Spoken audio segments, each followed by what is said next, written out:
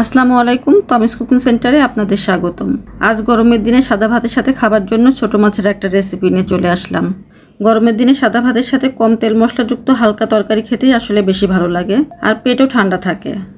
আজ আমি ঝিঙে দিয়ে পার্শে মাছ রান্না করব। আপনারা চাইলে এইভাবে ঝিঙে দিয়ে যে কোনো ছোটো মাছ রান্না করে নিতে পারেন। ছোটো মাছের তরকারিটা আমি হাতে মাখিয়ে রান্না করব। তার জন্য একটা প্যানে 1 মুঠো কুচানো পেঁয়াজ দিয়ে নিয়েছি, সাথে 4-5টার মতো কাঁচামরিচের ফালিও নিয়ে নিয়েছি।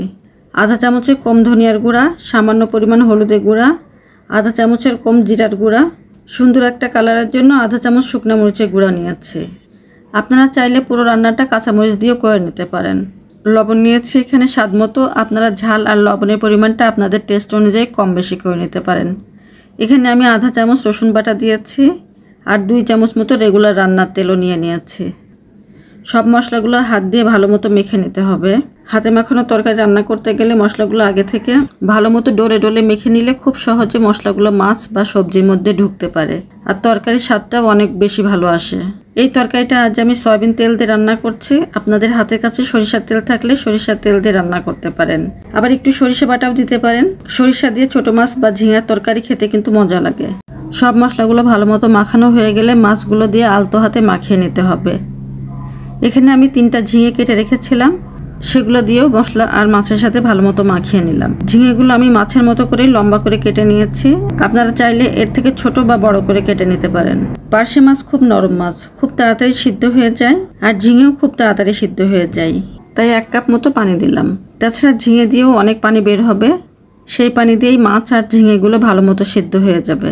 আপনার তরকারিতে বেশি ঝোল রাখতে চাইলে পানির পরিমাণটা বাড়িয়ে দিতে পারেন।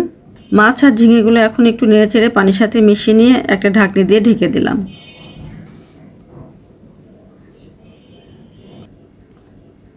এখন ঝিঙে থেকে অনেকটাই পানি বের হয়ে এসেছে, আর ঝিঙেগুলোও নরম হয়ে এসেছে।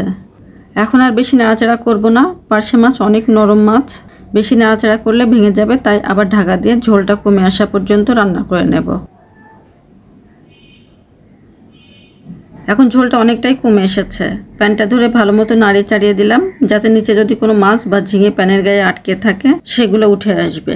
মাছ আর ঝিঙে যেহেতু একদম সিদ্ধ হয়ে গেছে, তাই ঢাকনা ছাড়াই 2-3 মিনিট মতো রান্না করে নেব, যাতে ঝোলটা আরেকটু কমে আসে।